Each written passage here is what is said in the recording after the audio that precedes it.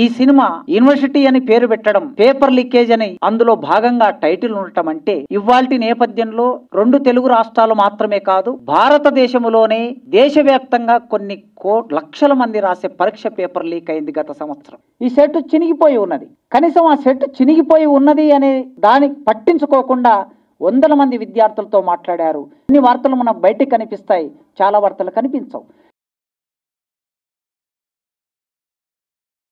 అలా ప్రజానికానికి ఇవాళ ఈ వేదిక మీద ఉన్న ప్రముఖులందరూ తమ అభిప్రాయాలను వ్యక్తం చేస్తారు.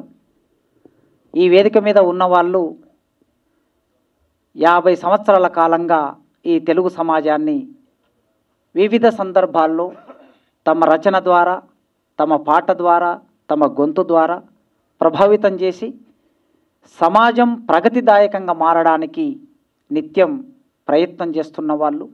ఇప్పటికీ వారు ఆ బాటలో ప్రయాణిస్తున్నారు. నారాయణమూర్తి గారి సినిమా చూడటం, 4 మాటలు చెప్పడం అంటే ఇది వైయక్తికమైన విషయం మాత్రమే కాదు, ఇది సామాజిక బాధ్యత. 50 ఏళ్లుగా తాను నమ్మిన సిద్ధాంతానికి, తాను నమ్మిన పద్ధతికి కట్టుబడి ఒక మనిషి నిలబడటం అనేది అది అపురూపమైన విషయం. అట్లాంటి అపురూపమైన మనుషుల్ని కాపాడుకోవటం అనేది మనందరి బాధ్యత. నారాయణమూర్తి గారిని కాపాడుకోవటం కాదు, ప్రత్యామ్నాయ సినిమా అనే ఒక భావనని కాపాడుకోవటం. రేపు భవిష్యత్తులో అలాంటి ఆలోచనతో ఎవరైనా వస్తే వారికి సమాజం అండగా ఉంది అనే ఒక ఆశ్వాసాన్ని ఇవ్వటం. కనుక ఆ నేపథ్యంలో వేదిక మీద ఇంతమంది ఉన్నారు. నారాయణమూర్తి గారు వ్యక్తిగతంగా నా మేరకు నేను ఎప్పుడు చెప్తూ ఉంటాను, వారి సమక్షంలో చెప్పడం అనేది అది కాస్త మోమటంగా ఉండొచ్చు, కానీ సత్యం చెప్పడానికి మోహమాటం అడ్డంకి రాకూడదు అనుకుంటాను నేను. మేము ఉద్యమాలకి రావడానికి మా జనరేషన్, నేను నారాయణమూర్తి గారి సినిమా, గద్దరన్న పాట, ఈ రెండింటిని చూసి విని మేము ఉద్యమాల్లోకి వచ్చాం. ఆ తర్వాత మా అధ్యయనం, ఆ తర్వాత మా ఆచరణ. కనుక అట్లా ఒక 30-40 ఏళ్ల కిందట ఒక తరాన్ని ప్రభావితం చేసిన వ్యక్తి ఇవాళ ప్రధానమైన ఒక సినిమాని తెలుగు సమాజం ముందుకు తీసుకొస్తున్నారు. ఈ సినిమా యూనివర్సిటీ అని పేరు పెట్టడం, పేపర్ లీకేజ్ అని అందులో భాగంగా టైటిల్ ఉండటం అంటే ఇవాల్టి నేపథ్యంలో 2 తెలుగు రాష్ట్రాలు మాత్రమే కాదు, భారతదేశంలోనే దేశవ్యాప్తంగా కొన్ని లక్షల మంది రాసే పరీక్ష పేపర్ లీక్ అయింది గత సంవత్సరం. మనం అందరం చూశాం. ఆ పరీక్ష రాసిన కొన్ని లక్షల మంది జీవితాలు, ఇంటర్మీడియట్ కంప్లీట్ చేసుకున్న బిడ్డల జీవితాలు దాగి ఉన్నాయి.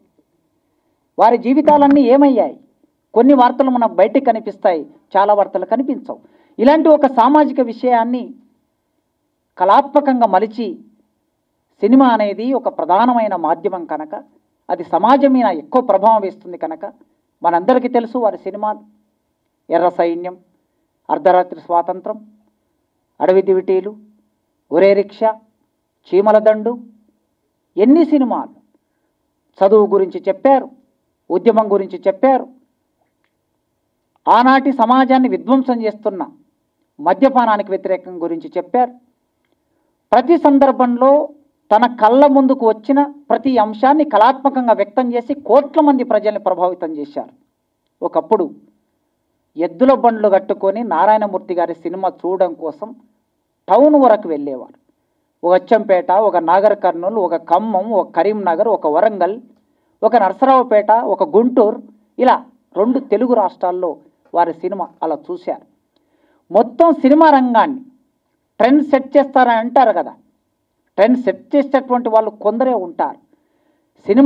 తెలుగు సినిమా రంగంలోకి వారు మొదలుపెట్టిన తర్వాత పెద్ద పెద్ద హీరోలు, కృష్ణ గారు సూపర్ స్టార్, కానీ కృష్ణ గారు కూడా ఉద్యమం సినిమా, నక్సలైట్ సినిమా తీసే ఒక అనివార్యతని నారాయణమూర్తి గారు కల్పించారు. విజయశాంతి గారు సూపర్ స్టార్ అనే బిరుదు పొందిన విజయశాంతి గారు వారు నక్సలైట్ సినిమాలో పాత్రధారిగా మారే ఒక అనివార్యతని స్వయంగా వారి గురువు దాసరి నారాయణరావు గారు, అద్భుతమైన సినిమాలు తీసిన దాసరి నారాయణరావు గారు అనివార్యంగా ప్రజా ఉద్యమాలని కేంద్రంగా చేసుకునే సినిమా తీసేటట్లు. మోహన్ బాబు గారు ఇలా ఎంతమందిని చెప్పొచ్చు అంటే ఒక ట్రెండ్ను ఆయన సెట్ చేసిన తర్వాత ఆ ట్రెండ్ను అనివార్యంగా అందరూ ఫాలో అయ్యేటట్లు చేశారు. అది వారి ప్రత్యేకత. అందుకే ఈ 50 సంవత్సరాల కాలం వారి నడక ఇలా కొనసాగింది. ఈ నడక ఎక్కువ రోజులు కొనసాగాలని కోరుకోవాలి మనం. వ్యాపారం కోసం సినిమా కాదు. చాలా ఆశ్చర్యపోయాం. మొన్న యూనివర్సిటీకి వచ్చారు ఆయన, మా వీసీ గారిని కలిశారు. ఈ సెట్ చినిగిపోయి ఉన్నది. కనీసం ఆ సెట్ చినిగిపోయి ఉన్నది అనే దాన్ని పట్టించుకోకుండా వందల మంది విద్యార్థులతో మాట్లాడారు, వీసీతో మాట్లాడారు. మా కొండ నాగేశ్వరరావు సివిల్ సర్వీస్ అకాడమీలో ఒక 500 మంది విద్యార్థులతో ఓరియంటేషన్ పెడితే ఆ 500 మంది విద్యార్థులతో ముచ్చటించారు. కనుక వారు, మాకు తెలుగులో ఒక పద్యం ఉంటుంది, భూమి మీద పడుకుంటాడా, రాళ్ల మీద పడుకుంటాడా, గడ్డిలో పడుకుంటాడా, రొట్టె తింటాడా, కందమూలాలు తింటాడా, ఇలా ఉన్న వాళ్ళే గొప్ప వాళ్ళు అవుతారు, గొప్ప గొప్ప భవనాల్లో నివసించిన వాళ్ళు గొప్ప వాళ్ళు కాదు అని ఆ పద్యం అర్థం. కనుక ప్రజలను నమ్ముకొని ప్రజల కోసమే పనిచేసిన ఒక అరుదైన ఈ కాలంలో చందు పొద్దున ఫోన్ చేసినప్పుడు అంటూ ఉంది, సార్ ఇలాంటి మనుషులు ఈ లోకంలో ఈరోజు ఉంటారా సార్, ఇలాంటి మనుషులు ఉంటారా అని అంటూ ఉంది. కనుక అలాంటి ఒక మనిషి ఇవాళ మన ముందు నడయాడుతున్నాడు. ఆయన నడయాడుతున్న కాలములో మనం జీవిస్తున్నందుకు, మనం ఉంటున్నందుకు ఇది మనకు ఒక సంతోషకరమైన విషయం.